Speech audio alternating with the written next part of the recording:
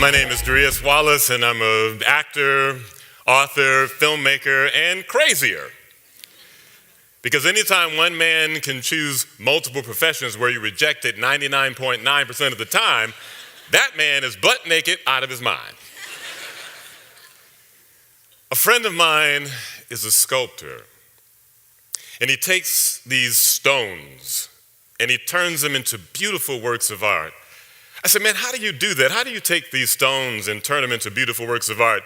He said, well, Darius, what would you do if you could take any of my stones and turn them into art? I said, well, I'm an actor. I take the stone, dress it up in a costume, put it on the stage, and let it be what it is. I said, but what do you do to turn these stones into beautiful works of art?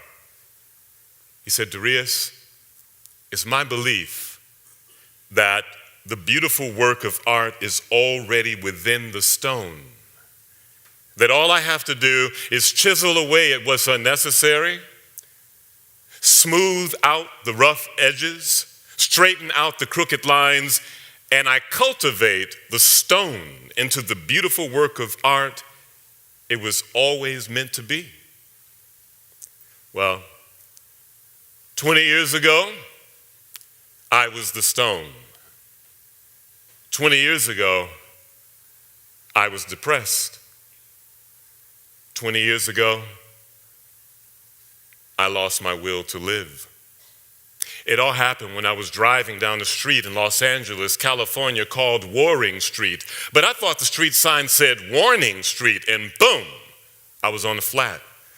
Now, this is before the age when everybody had cell phones, so I got help to push the car to the garage, and I got on the payphone, and I called my mother because I really needed help. Now, even though I was a struggling actor who couldn't afford to get his tire fixed, the very next day I was going to be meeting with one of the top casting directors in LA. And when I told my mother this, she said, Darius, I'm excited for you. I'm proud of you. Now I can rest. That night, I pre-celebrated with the Shapiro's beer, a joint, and a great time with my girl. The very next day was a quiet, calm, cloudy day. The phone rang. Intuitively, I knew it was from home. Hello? Darius? It was my father. Pat passed. My mother had been battling breast cancer, and that morning, she died. Clouds cried, causing confusion because she was gone. It was sunny LA, but that day it rained, and it rained, and it rained. Tears were streaming down the face of the skies because my mother was an angel. I went on to meet with this casting director. I mustered up enough courage to do a short performance for him. He was moved that I would come to meet with him even though my mother passed away that morning, and he said, you're going to work in this town. He picked up the phone and called other casting directors and told them I would be meeting with them for some potential casting in television when I came back from my mother's funeral. He graciously gave his condolences and sent me off. I flew here to Memphis, and I was surrounded by friends, family who would all come to Memphis to celebrate my mother's life and to see her off to her home going.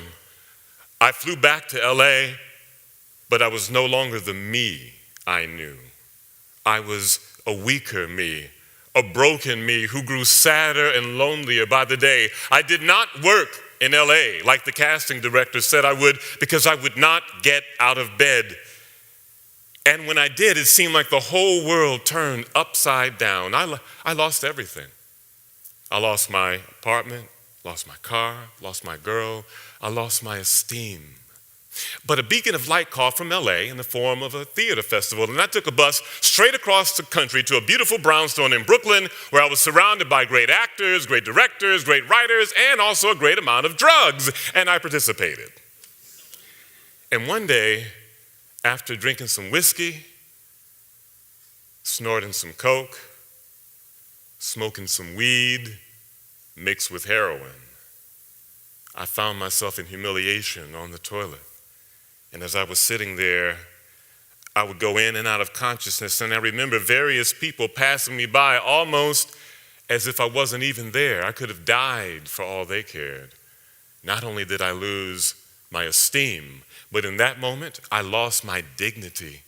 I lost my will to live. I was the stone. And I did to myself what I said I would do to a stone. I dressed myself up. I decided one day that I would give up acting and I would be homeless. I actually found myself in the streets of Brooklyn pushing a cart to pick up cans, to get cash, not the $600 a week I was hoping for, but $20 a week. And I remember sitting on a bench in Fort Greene, Brooklyn, and across the way I could see Spike Lee's 40 Acres and a Mule. And I remember thinking to myself, I never thought that I would end up homeless. I never thought that I would be pushing a cart down the streets of Brooklyn. I never thought that I would be battling addiction, but there I was. I always thought I would be in a Spike Lee movie by now. I always thought I would be on television or in theater around the country. But here I was, broke, broken, hungry, homeless, sad, stuck. But according to statistics, I'm not alone. As a matter of fact, they say America, 70% of America is more unhappy than she's ever been, in spite of comforts. And I believe it's because it's this overwhelming feeling of being stuck in your circumstances, stuck in situations where you may be saying to yourself, like I did, I never thought that I would end up in the career that I'm in right now. I never thought that I would end up dealing with all these different crazy circumstances. I always thought I would be living my dreams by now. Well, I want you to know that there's something phenomenal about how fire comes into the world. You strike a match and there's a spark. And you strike it again, and sometimes you have to strike it again and again and again until that spark becomes a flame. And that flame, when cultivated, becomes fire. And fire, when it's creatively controlled, becomes energy that lights up the whole world. When I was sitting on that bench, I remembered my father shared something with me. He planted a spark of inspiration in me that I now plant inside you, where he said, Darius, all things lost can be regained. And we, like the divine, can say, be. And it is. That word of inspiration gave me a little taste of joy, and I sought after more words of inspiration, and I learned that I was very inspired by words. I would even write words of inspiration like, these wings, my heart, these wings that soar across the sky, these wings, I am the breath beneath the butterfly, these wings, this grace that glides along the wind, these wings that make rejected stones ascend, these wings, fresh faith, I was the doubting door, I am no more, but am that stone, that with the Christ pristine angels adore, these wings you hear the sound that sings and rings the bells beneath bathing streams, baptized in crystal fire, never again to live beneath the higher life, letting loose like lightning, looking lethal, luring little leaves, lubricating love letters launched from the Lord. That inspiration led me to what I was inspired by most, which was to start acting again. And there were several things that happened to me that helped me cultivate that inspiration to recreate my life. And I'll share them with you. There was first finding that inspiration that gives you that little taste of joy. And then I found myself meditating on it. You know, I believe that thoughts are things and that we are what we think about all day long. And then I used visualization. I actually, on those park benches, began to visualize myself coming out of homelessness. I began to visualize myself acting on stages all across the country. I visualized myself in television and in film. And then I actually found myself doing what the sculptor did to the stone. I chiseled away at what was unnecessary, all the negative self-talk, the negative associations, the addictions. I straightened out the crooked lines by working on the thing that I loved, and most importantly, I smoothed off the rough edges by learning to love myself. And I went from homeless to sleeping in the backseat of a car. But then I went from sleeping in the backseat of a car to a couch, and you can rent couches in New York, by the way, and then from a couch to a room, and a room to an apartment to a house where I now live and support a family of 5 with what I'm inspired by. My question for you is what are you inspired by? What gives you that little taste of joy? Because when you find that, you'll realize you are not stuck. You are not stuck because you are amazing. You are miraculous. You are magnificently made. You are not stuck.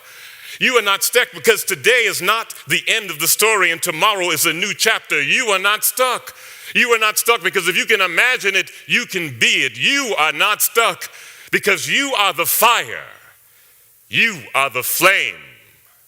You are the spark.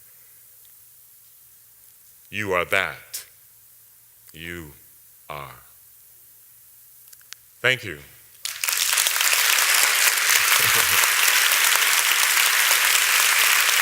Thank you.